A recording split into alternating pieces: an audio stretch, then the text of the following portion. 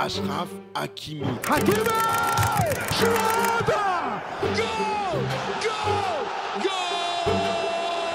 Le défenseur du Paris Saint-Germain est passé à ça seulement d'obtenir le ballon d'or africain finalement décerné à Ademola Lookman. Pourtant, le joueur l'aurait mérité, force de ses performances XXL depuis qu'il est arrivé au Paris Saint-Germain et plus encore depuis la prise de pouvoir de Luis Enrique.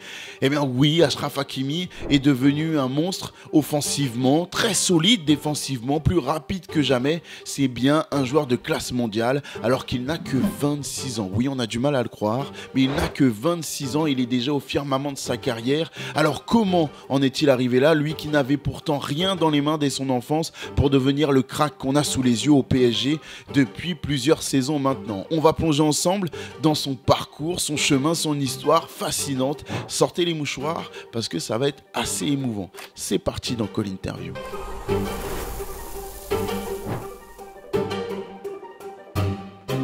Dans le football de sélection, il y a des gestes qui ont tendance à marquer l'histoire. Pour les Argentins, il y a la main de Diego Maradona qui est ancrée dans leur ADN. Pour les Colombiens, il y a le coup du Scorpion d'Inguita qu'ils auront du mal à oublier. Et pour nous, les Français, eh bien, on a encore du mal à se remettre de cette panenka faite par Zinedine Zidane en finale du Mondial 2006 face à l'Italie. Pour les Marocains, c'est un geste semblable, une panenka qui va marquer leur esprit, mais elle est dans un tout autre contexte. On est le 6 décembre 2022 en plein Mondial au Qatar. Et Achraf Hakimi, dans cette séance de tir au but, a la balle au bout du pied pour qualifier les siens face à l'ogre espagnol qui était pourtant censé faire qu'une bouchée de la nation marocaine. Non, c'est pas le cas et d'ailleurs Achraf va envoyer une petite feuille morte au fond des filets pour qualifier les siens. C'était le match de sa vie pour lui, Achraf Hakimi, le héros de ses huitièmes de finale, lui qui est né à Madrid, qui a la langue espagnole comme langue maternelle et qui est formé au Real. Personne ne jongle mieux avec cette double nationalité, ces deux cultures qu'Achraf Hakimi. Ses parents, Hassan et Saïda, dans les années 80, vont décider d'immigrer en Espagne en provenance du Maroc afin d'offrir à la famille qu'ils comptent concevoir ensemble une meilleure qualité de vie. Et le 4 novembre 1998, ça y est, leur fils aîné est né. Voilà Achraf Hakimi qui débarque. Tout se passe assez difficilement pour la famille qui, sur le plan financier, peine et le joueur se souvient de moments particulièrement compliqués. C'était très compliqué, nous étions pauvres, ma mère nettoyait les maisons et mon père était un vendeur ambulant. Nous venons d'une famille modeste qui a toujours lutté pour gagner sa vie. Une enfance difficile sur le plan financier, certes, mais heureuse tout de même, parce que le foyer est aimant, soutient Achraf Hakimi, en tout cas ses parents sont à fond derrière lui, et vont très vite déceler en lui un talent certain pour le football. Alors si aujourd'hui tout le monde connaît Achraf comme un défenseur de classe mondiale, ses débuts dans le football, il les fait en tant qu'attaquant. Et ça va plutôt bien se passer, il va enchaîner les buts, même développer son football dans le cadre de la banlieue de Retafe au sud de Madrid. Et c'est là-bas, dans la rue, qu'il apprend les bases du football qui sont solides dans son développement et dans la carrière qu'il va connaître plus tard.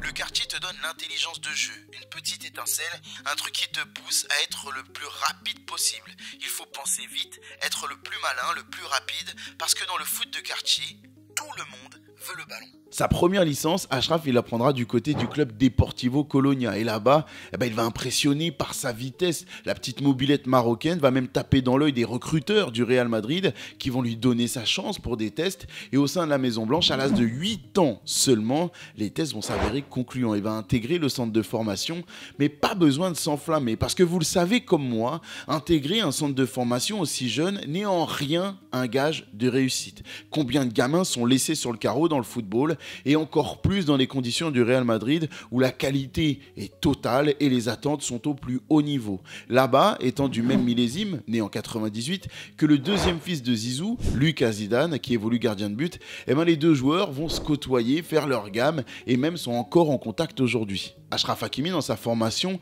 il va petit à petit se rapprocher des cages, mais pas des cages adverses, non, plutôt des cages de son propre camp. Il commence en attaquant, comme je vous l'ai dit, mais très vite, il va être reculé au poste de milieu de terrain. Et à force de le voir évoluer, de jauger ses qualités, les formateurs vont estimer que, par sa capacité de rapidité, mais également sa résistance dans les duels, sa connaissance du poste d'attaquant et du comportement des attaquants adverses, il a tout pour réussir au poste de latéral et même connaître une belle carrière derrière dans cette partie-là du terrain. Ça va plutôt bien se passer pour lui, sa progression est assez linéaire et il va même de plus en plus croire à son rêve de devenir footballeur pour le Real Madrid. Et derrière tout homme, vous connaissez cet adage, il y a une femme solide qui sait le maintenir, le soutenir dans les moments difficiles comme dans les meilleurs moments de sa vie. Pour Achraf, on va étendre un petit peu cette formule à toute sa famille qui n'a pas hésité à se sacrifier pour que lui puisse atteindre son rêve. Ils se sont sacrifiés pour moi. Ils ont privé mon frère et ma sœur de beaucoup de choses pour que je puisse réussir. Aujourd'hui, je me bats tous les jours pour eux. Au Real Madrid, le modèle très vite identifié pour Achraf Hakimi, eh bien c'est Marcelo. Lui aussi, arrivé très jeune au club, a réussi à se forger un destin de légende du Real Madrid et c'est exactement le destin qu'ambitionne de connaître Achraf du côté de la Casablanca. Mais il n'oublie pas non plus ses racines et a beaucoup de modèles qui se trouvent du côté des Lions de l'Atlas, qu'il a toujours admiré. Il y a notamment Nourdine Naïbet, mais également une ancienne star de la Ligue 1, à savoir Marouane Chamakh, messieurs, dames. Les choses vont bien se passer, mais Achraf sait qu'à un certain moment, il va devoir faire le choix particulièrement compliqué pour un joueur de binationalité, l'un, la Roja, ou l'autre, les Lions de l'Atlas. Beaucoup des joueurs dans ce cas de figure vont opter pour la nation la plus forte sur le papier, en tout cas sportivement parlant. Ça va pas du tout être le cas d'Achraf, qui va tout de même faire des tests en étant jeune avec la Roja, mais ce n'était pas pour lui. Il y a eu des contacts. Je suis aussi allé faire des essais dans l'équipe nationale espagnole. J'ai passé quelques jours à Las Rojas et j'ai vu que ce n'était pas le bon endroit pour moi. Et je ne me sentais pas chez moi. Ce n'était pas à cause de quelque chose en particulier, mais à cause de ce que je ressentais. Parce que ce n'était pas ce que j'avais appris et vécu chez moi, à savoir la culture arabe, le fait d'être marocain. À l'âge de 16 ans seulement, Achraf Hakimi est convoqué pour jouer avec les U20 nationaux du Maroc. Une belle fierté déjà pour le joueur, d'autant que le scénario va s'accélérer derrière. Ses performances remarquées en Youth League vont lui permettre d'assurer jusqu'à ce but marqué contre son camp en demi-finale, qui va sceller le sort du Real Madrid et une élimination contre le Paris Saint-Germain. Ouais, joli clin d'œil du destin. Ensuite, la saison va être plutôt positive. Il va alterner entre la Youth League, la Castilla en 3e division et ses performances vont convaincre Hervé Renard de l'appeler chez Léa alors qu'il n'a même pas 18 ans. L'homme à la chemise blanche va le convoquer et le 11 octobre 2016, ça y est, ce sont ses grands débuts dans une victoire 4-0 contre le Canada. Achraf Hakimi est un joueur international marocain. C'est fort et derrière, les choses positives s'accentuent encore parce qu'en club aussi, il croit toucher son rêve parce que le coach Zidane qui est en poste fait de plus en plus appel à lui pour les entraînements en équipe première et va même l'inscrire sur quelques feuilles de match, mais ce n'est que sur la saison 2017-2018 qu'il va intégrer sur la durée le groupe professionnel du Real Madrid. Oui, c'est déjà un énorme avancement pour lui, un énorme bond en avant, d'autant qu'il va croire à un coup de pouce du destin lorsque, malheureusement pour Daniel Carvajal, le staff médical du Real Madrid va déceler chez lui des problèmes cardiaques qui peuvent le forcer à prendre sa retraite à l'âge de 25 ans seulement. Avec le retour de Dani Carvajal, tant attendu au sein du Real Madrid, logiquement Achraf Hakimi va retrouver le banc et ne jouer qu'un rôle assez mineur dans l'obtention de la Coupe du Monde des clubs et également de la Ligue des Champions. Il le sait, Achraf, pour trouver du temps de jeu avec un tel joueur devant lui, il va devoir aller voir ailleurs. En plus de cela, il y a la mauvaise nouvelle pour le Real et pour Achraf directement du départ de Zinedine Zidane, tout juste auréolé de sa 3e Ligue des Champions. Ce message, il va mal le recevoir, Achraf Hakimi, mais garder évidemment beaucoup de respect et d'admiration pour l'homme qui l'a lancé et lâcher un message sur ses réseaux sociaux. Je te suis éternellement reconnaissant pour ta confiance, mister, et pour la personne qui m'a permis de réaliser le rêve de jouer avec l'équipe A du Real Madrid. L'arrière droit va donc devoir séduire tous les clubs européens pour obtenir sa chance au sein de ces clubs et même pourquoi pas découvrir la Ligue des Champions. Et pour ce faire, il a droit à la meilleure scène possible, la Coupe du Monde 2018. Malheureusement pour lui, le Maroc va atterrir dans un groupe particulièrement relevé, l'Espagne, le Portugal et l'Iran. Après ces 2 premiers matchs, face aux Portugais et à l'Iran, ce sont 2 défaites et donc une élimination déjà officielle pour le Maroc avant d'affronter la Roja. Finalement, ce match entre le Maroc et l'Espagne, c'est un peu l'Akimiko pour Achraf qui voit ces 2 nations de cœur s'affronter. Finalement, ce sera un score 2 buts partout. Achraf tout au long de cette compétition, s'est montré particulièrement convaincant, titulaire indiscutable au sein du Maroc, et va même voir un certain Lucien Favre, ancien coach de Nice, passé pendant l'été au Borussia Dortmund, se renseigner quant aux qualités de Achraf Hakimi auprès d'Hervé Renard. Finalement, en juillet 2018, on va apprendre sur le site officiel du Borussia que le joueur Achraf Hakimi est prêté pour 2 ans par le Real Madrid. Sur le papier, ce transfert, il a tout du deal parfait, à la fois pour le Borussia Dortmund qui récupère un joueur très talentueux pour seulement 0, et en plus de ça pour Hakimi qui va évoluer dans un championnat allemand très connu pour son côté prolifique et sa capacité de projection vers l'avant, sa rapidité, balle au pied ou même sans ballon vont lui permettre d'exploser au sein de ce championnat. Mais tout de même, rappelons le côté humain des choses. Le joueur n'a que 20 ans, est un très jeune homme, n'a jamais quitté la banlieue ou l'environnement de Madrid et d'un coup va se retrouver dans une culture et un pays très différent de ce qu'il a toujours connu. Tu parles, il a tout pété dès son arrivée, il s'est adapté comme ça et le joueur est déjà focalisé, c'est un champion de l'adaptation.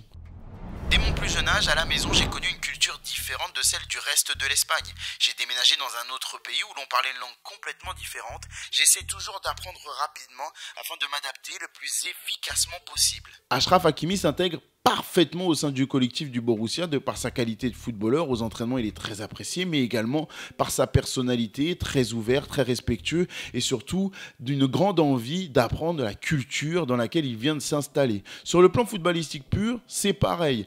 Ses qualités techniques, elles sont appréciées par son coach, mais également pour un technicien aussi fin que Lucien Favre, la capacité du joueur à évoluer à la fois en tant qu'arrière gauche, mais également en tant qu'arrière droit. Pour un technicien qui aime s'adapter à son adversaire, c'est l'outil, c'est l'arme parfaite. Et sur le papier, encore une fois, les rencontres vont s'enchaîner de la meilleure des manières. Buteur pour son premier match en championnat, il va offrir même un triplé de passes décisives aux fans du Borussia Dortmund lors de son premier match de Ligue des Champions. Un carton devant le mur jaune, 4-0 face à l'Atlético Madrid, s'il vous plaît. Ça y est, c'est un crack au niveau européen.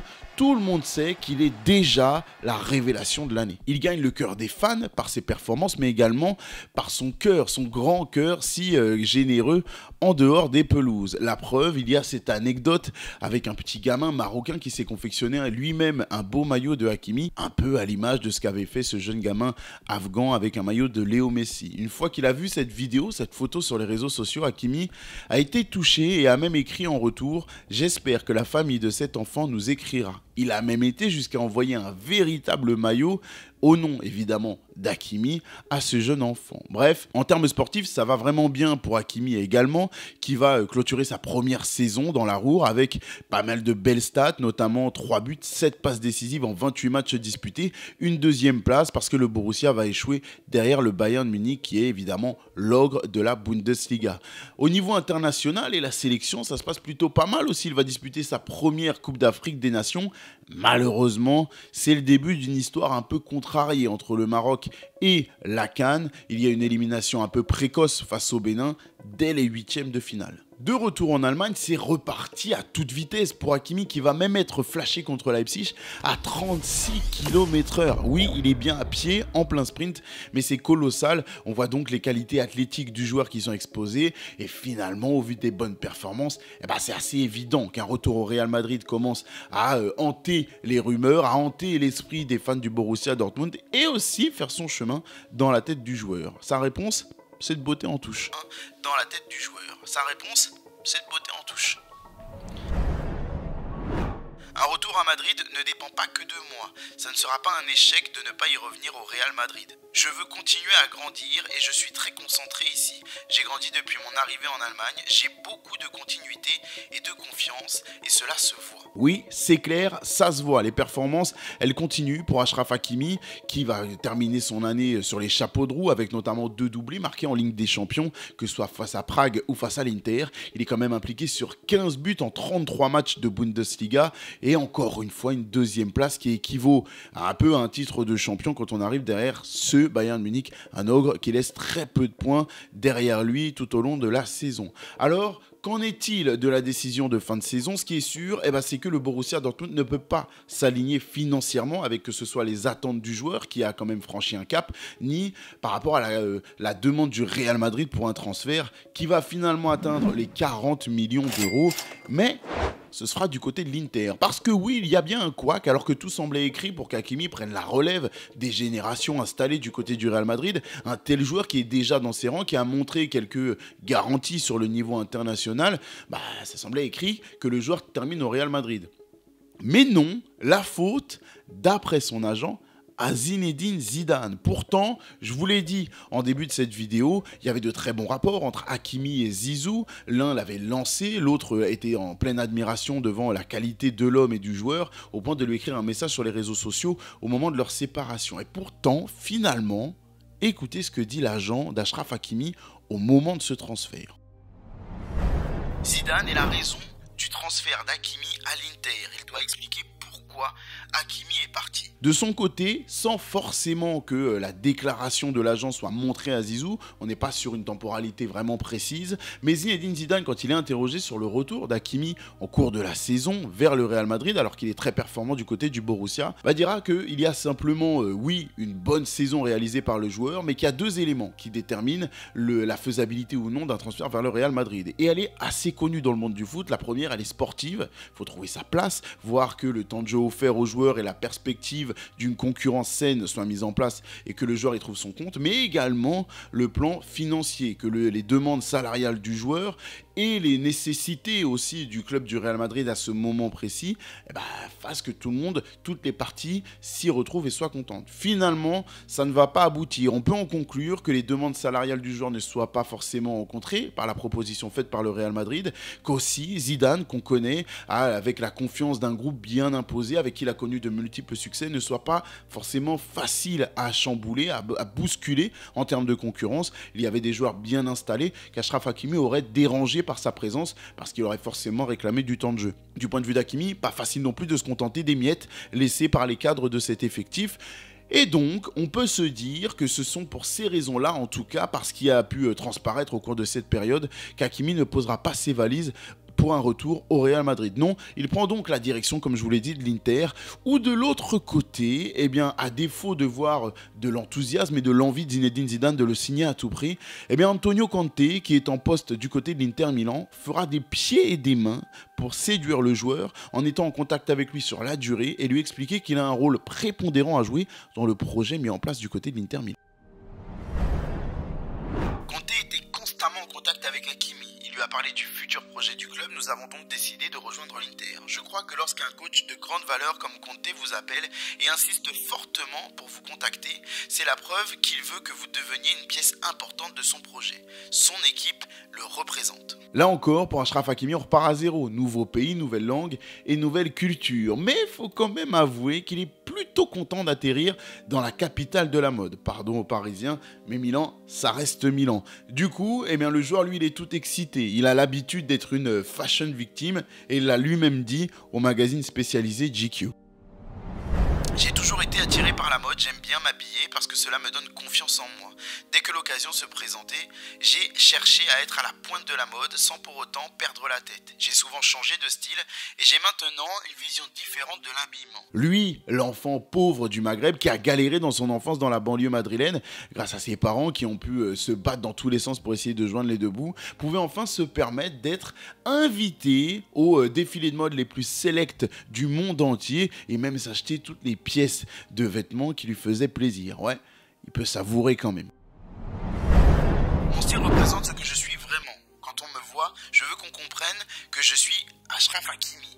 Je ne m'habille pas pour plaire à quelqu'un et mes choix sont spontanés. Ils viennent naturellement. Achraf Hakimi, il n'est pas venu à l'Inter pour faire du shopping. Il est venu là pour gagner des titres et mettre un terme de manière assez retentissante à la domination de la Juventus, qui avait enchaîné pas moins de 9 Scudetti consécutifs.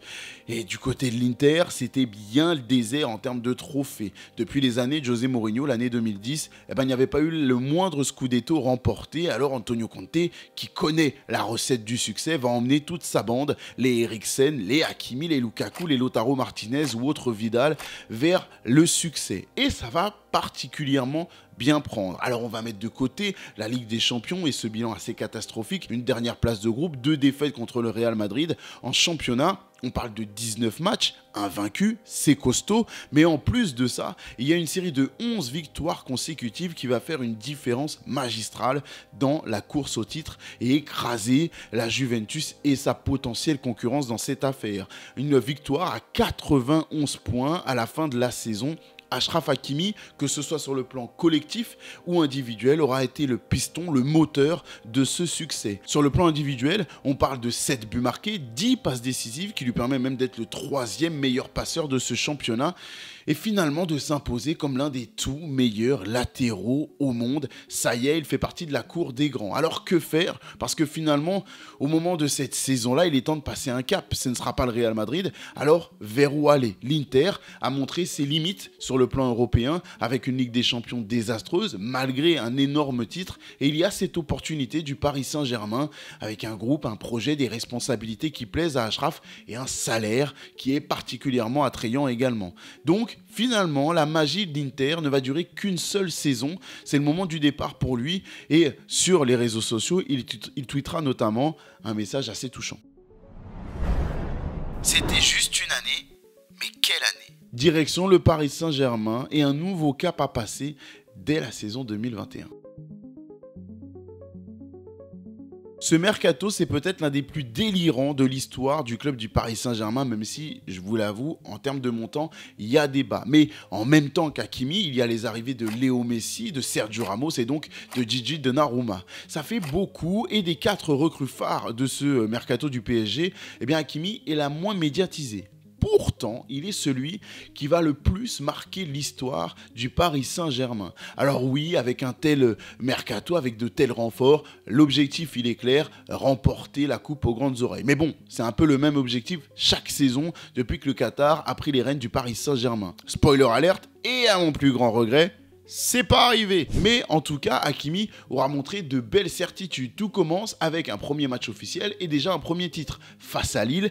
Et un premier scandale. Alors oui, c'est le trophée des champions, c'est pas le plus prolifique de tous les trophées, mais comme je vous l'ai dit, il est gagné dans la souffrance pour Achraf Hakimi qui est sifflé tout au long de la rencontre, alors que ce trophée des champions est délocalisé du côté de Tel Aviv.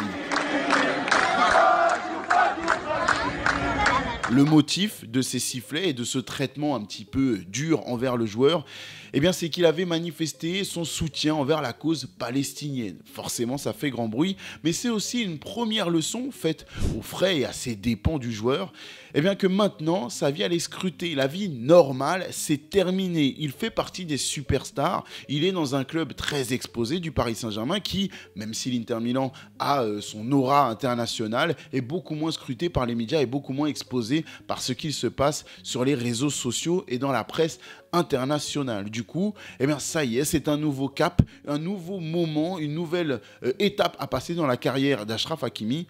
Et il va le faire avec brio. Alors oui, premier match, première expérience douloureuse pour ce jeune joueur qui, je le rappelle, n'a que 22 ans. Il y a quand même ce premier titre remporté face au LOSC et ensuite, eh bien, le Paris Saint-Germain et Achraf Hakimi vont enchaîner. Il y a un premier but face à 3, très beau but d'ailleurs, des passes décisives qui vont suivre, de belles performances face à Metz, mais aussi 8 victoires consécutives pour le Paris Saint-Germain au niveau collectif. Il était en balance, le PSG, avec Chelsea pour accueillir Achraf Hakimi et finalement le joueur, il sait qu'il a fait le bon choix. J'ai eu l'intuition qu'il fallait que je vienne à Paris, que j'allais y être heureux. Le PSG est un grand club et j'ai apprécié à quel point les gens ici semblaient m'aimer et me désirer. Et j'ai eu la chance que mon arrivée s'accompagne de grands transferts. Je suis déjà sûr de ne pas m'être trompé. À Paris, au milieu des stars, il y a un homme qui va particulièrement émouvoir, toucher Achraf Hakimi et avec qui une relation de BFF va naître, c'est Kylian Mbappé. Les deux hommes ne se quittent plus, ils ont plein de points communs. Nés en 98, tous les deux, des cracks de leur génération, tous les deux, fans de NBA, tous les deux, vont même être photographiés du côté de New York avec Kevin Durant pour un match de NBA et vont même jusqu'à partir en vacances ensemble. Bref, ils ne se quittent plus. En 2022, ils vont même aller visiter un orphelinat du côté du Maroc parce que oui, si vous l'avez oublié, Achraf Hakimi, c'est un homme au grand cœur et ça ne bougera pas. Dépourvu de l'hexagonal remporté par le LOSC la saison précédente, le Paris Saint-Germain le remporte cette saison-là pour la première saison d'Hakimi avec 15 points d'avance sur l'OM. Mais c'est toujours sur la scène européenne que le bas blesse, comme on dit. Deuxième de son groupe, le Paris Saint-Germain va donc hériter du Real Madrid en huitième de finale. Et malgré toute l'émotion qu'il peut y avoir et la détermination d'Achraf Hakimi, au match retour, il n'y a rien qui pouvait arrêter Karim Benzema. Alors certes, il y a eu des bévues, des manques de concentration de la part du Paris Saint-Germain, mais même Karim Benzema, c'était le destin, c'était écrit, il devait aller au bout et remporter son ballon d'or. Finalement, il y a une autre mauvaise nouvelle qui va arriver, et bien elle vient du côté de la CAN. Alors certes, avec le PSG, il a remporté 2 trophées sur sa première saison. C'est de bonne base, c'est pas trop mal, mais on est loin des attentes vis-à-vis de la Ligue des Champions avec cette élimination si soudaine. Et bah ça va être un peu la même chose du côté de la CAN, avec une élimination précoce dès les quarts de finale, mais ce n'est pas grave, il y a quand même des certitudes qui sortent de cette expérience, avec des leaders qui se mettent un peu plus en avant, et l'arrivée également de Walid Regragui qui, selon Achraf Hakimi, a de bonnes armes, de bonnes qualités pour faire en sorte que ce groupe fasse quelque chose de grand ensemble. Il y a donc l'arrivée de ce mondial en novembre et décembre 2022 et là encore, les choses s'accélèrent. Le Maroc n'est pourtant pas vraiment verni sur le tirage au sort avec un groupe costaud. On parle du Canada, certes prenable, mais de la Belgique et de la Croatie. Forcément, le Maroc n'est pas forcément dans les petits papiers, n'est pas le favori désigné au moment du tirage au sort. Et pourtant, c'est bien une première place dont va hériter le Maroc qui va en sortir vraiment grandi et enchaîner avec un huitième de finale dont je vous ai parlé en ouverture de cette vidéo face à l'Espagne. 0-0, score final à la fin du temps réglementaire. On a donc ces fameux tirs au but. 3 tentatives manquées par les Espagnols et donc ce finish sensationnel de la part d'Achraf Hakimi, cette Panenka en Mondovision qui va éliminer sa deuxième nation, l'Espagne. Et la célébration, elle est tout aussi symbolique, iconique, parce qu'il va aller fêter ce moment, cet instant précieux, ce match de sa vie dans les bras de sa mère. Parce que ces deux-là, on va y revenir, ils partagent une relation très forte. Mais avant ça, il faut que je vous parle de l'épopée qatari. Pour les quarts de finale, cette fois-ci, c'est le Portugal qui va se dresser sur la route des Lions de l'Atlas. Et là, il n'est plus question simplement du soutien du Maroc. Non, c'est toute l'Afrique qui est derrière les coéquipiers d'Hakimi parce qu'aucune sélection africaine depuis 1930 ne s'était aventurée dans le dernier carré du mondial. Finalement, il y a une victoire, 1-0, inattendue, inespérée, qui fait que ça y est, le rêve est réalisé. Et pourquoi pas rêver plus grand encore ? On enchaîne avec cette demi-finale, malheureusement, avec toute l'envie, la détermination, les essais, ça ne marchera pas. Les Bleus vont réussir à obtenir un succès 2-0 face à Hakimi et les siens. Et Hakimi, qui en ressort le joueur le plus médiatisé, à l'aura la plus importante de ce groupe, va en profiter pour créer sa fondation qui va avoir pour but de venir en aide aux plus défavorisés, aux plus démunis via l'éducation et le sport, avec pour mantra, écoutez bien, tout est possible quand on y croit et qu'on se donne les moyens d'y parvenir. Alors Hakimi a réussi quelque chose de fort, de grand, de puissant et il va sortir de cette épopée du mondial avec énormément de fierté. Nous avons mis un continent très haut, c'est quelque chose d'historique. Après le mondial 2022, Achraf Hakimi va apprendre la définition de l'expression « lendemain difficile » en français. En gros, lui qui a vécu une épopée, une euphorie complètement folle au niveau international, va être attrapé par la justice, accusé de viol, et cela va avoir des conséquences particulièrement douloureuse sur sa vie. Alors je ne vais pas rentrer dans tout ce qui est justice, tribunal ou autre, ce n'est pas mon travail. Par contre, je peux vous parler des conséquences que cela a eu sur le joueur, qui va notamment subir un divorce. Ne parlons pas de la folle histoire, il a tout mis sur le compte de sa mère pour dépouiller sa femme qui pensait récupérer beaucoup d'argent. C'est complètement faux, c'est bidon. Par contre, le reste est vrai. Il a perdu sa femme, a été chahuté émotionnellement et derrière, ses prestations, elles sont beaucoup moins bonnes. Il a certes ce titre de champion de France, mais il y a aussi cette élimination en huitième de finale, cette fois-ci par le Bayern de Munich. Et les performances et les statistiques individuelles du joueur ne sont pas à la hauteur de ce à quoi il nous avait habitués.